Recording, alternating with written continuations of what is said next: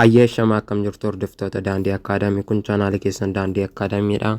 Har'a kan waliin ilaallu barnoota hawaasaa kutaa 7ffaa boqonnaa 4ffaa paartii 2 4.1 qarooma Hindii fi Chaayinaa durii kan jedhu waliin ilaalla. Qaroomni Hindii fi qaroomni Chaayinaa durii tooppikiin isaa bal'aa waan ta'eef har'a yookaan paartii lammaffaa keessatti qarooma Hindii durii kan jedhu qofa waliin ilaalla jechuudha. Maal jedhee jira? Qorooma jedhee jira. Qorooma Hindii durii jedhee jira. Nuuf galchaanni qarooma Hindii durii ta'uu qaba. Kitaabuma keessan irraa akkas jedha waan ta'eef. Boqonnaan 4 seenaa qarooma addunyaa bara durii fi giddu galeessaa jedha. Hayyee tooppikiin keenya irraa 4.12 paartii 2 qarooma Hindii fi Chaayinaa durii jedha jechuudha. Har'a kan waliin ilaallu qarooma Hindii durii kan jedhu qofa waliin ilaallu. Qarooma Hindii durii. Qaroomni Hindii durii ardii Eeshiyaa naannoo sulula lageen Indiyuusii fi Gaanjes jedhamanitti jalqabe. Indiin kan isheen argamtu ardii Eeshiyaa keessatti argamtiire. Qaroomni isaanii immoo kan eegale ardii Eeshiyaa ta'ee sulula laga lama gidduutti jechuudha yookaan sulula lageenii gidduutti jechuudha. Sulula lageenii gidduu fi naannoo sulula lageenii jechuudha. Sulula lageenii biratti hundoofte jechuudha. Lageen sunis Indiyuusii fi Gaanjes jedhamanii beekamu. Kun isaan diimaadhaan isinii barreesse kana tooppikii qormaatarra hin dhufa jedhamee beekamudha. Bakka duwwaa guutiif isinii dhufuu danda'a waan ta'eef isa diimaa kana qabadhaa jechuudha seeraan.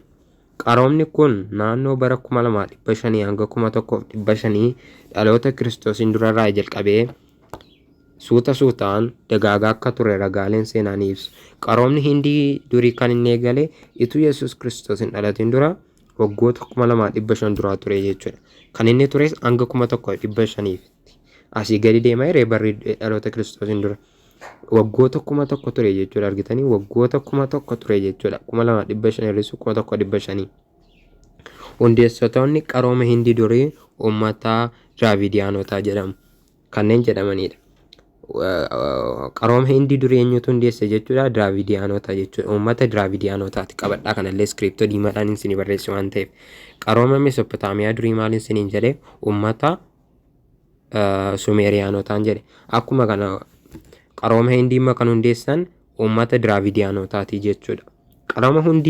Qarooma Hindii durii keessatti akkuma kan Mesopotaamiyaa biyyeen gabbataa fi bishaan gahaan sulula Indiyuusii fi Gaanjes dagaagina qonnaaf haala mijataa uumee jira. Maal isiniin jedhe? Mesopotaamiyaan biyya bishaan lama gidduu jirtudha isiniin jedhee Tigrisii fi Ifraaxis gidduutti argamin isiniin jedhe. Sulula lageenii sanatti wantoota garaagaraa ni oomishu turan isiniin jedhe. Akkuma kana Mesopotaamiyaa qaroomni Hindii duriis sulula lageen Indiyuusii fi Gaanjes irraa qonna garaagaraa oomishaa turanii jechuudha. Keessattuu qonna jirbii oomishuu fi ogummaa jirbii irraa immoo wayyaa dha'uu addunyaaf gumaacha olaanaa taasisaniiru. Laga sanatti maal fa'aa oomishu jechuudha?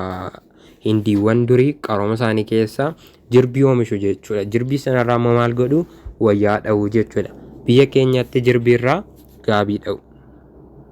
Naxalaa faallee ni dha'u jechuudha.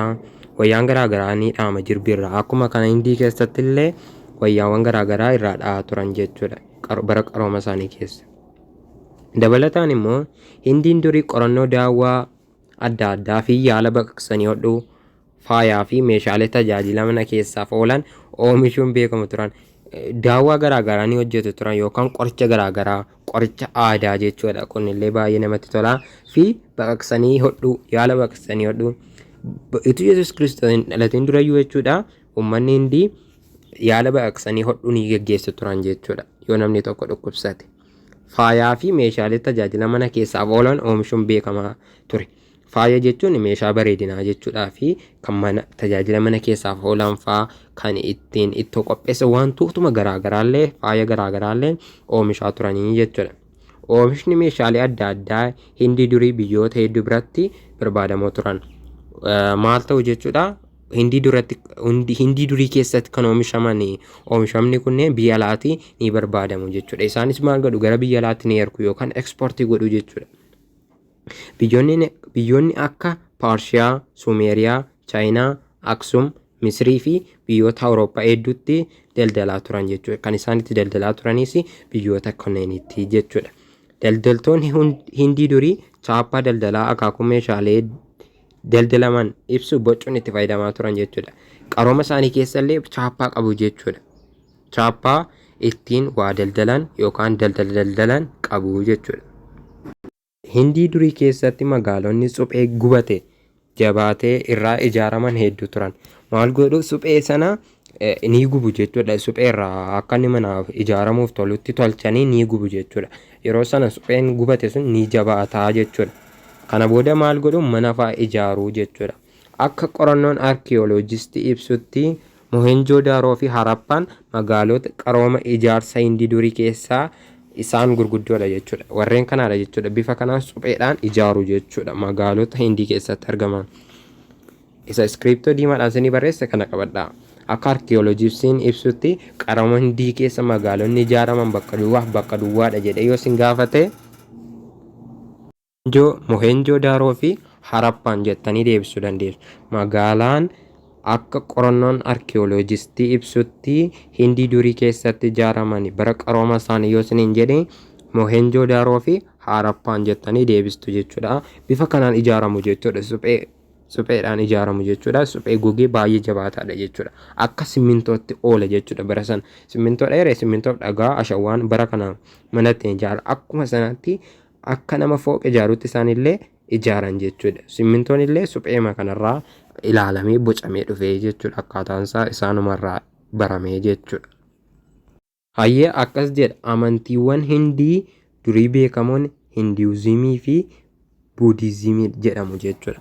Amantiin Hindii keessatti beekamoo turan bara qarooma isaanii eenyudha? Hinduuzimii fi Buudizimii jedhamu jechuudha. Bara kanallee ni jiru jechuudha. Hinduuzimii fi Buudizimiin garuu Hindii keessatti bara qarooma isaanii amantii isaan waaqeffatan maal jedhama? Hinduuzimii fi Buudizimii jedhamu jechuudha. Kanallee diimessee isinii barreesse qabadhaa. Amantiin Hindii durii beekamoon bakka duwwaa fi bakka duwwaa jedhamu yoo isiniin jedhe Hinduuzimii fi Buudizimii jedhamu jettanii qabachuu qabdu jechuudha. Haa ta'u malee qaroominni Hindii durii sababoota garaagaraan kufuu danda'eera. Amma Hindiin jechuudha qaroomteettiire amantii mataa isaanii qabu, bulchiinsa mataa isaanii qabu. Bara qarooma isaanii keessa immoo manallee suphee gogeerraa ijaarratu. Qaroomanii turanii jechuudha. Garuu immoo kufuu danda'eera. Akka ture sanatti hin hafne jechuudha. Sababoonni isaan ittiin kufanii jedha. Isaanis sababoota tokko dhibee daddarboo. Dhibeewwan daddarban hedduu jira. Cobxoon jira, fanxoon jira akka ammaatti jechuudha. Bara sana immoo dhibee wanti busaamtullee amma jira jechuudha. Bara sana immoo dhukkuboota daddarboon jiraachuu danda'u. Dhukkuboota sana immoo kitaabii keessaniin kaa'u. Hongeen beekamaadhaan lafa gogaa jechuudha. Ardiin Eeshiyaa jechuudha. Keessumattuu naannoon Saawud Arabiyaa fa'aa, Yuunaayitid Arab Emirates fa'aa, Yemen fa'aa kunneen hongeedha jechuudha. Ashawwaa qabu jechuudha. Midhaan baasuuf illee hin ta'an. Kun hongee yoo jiraate biyyattiin ni kufti.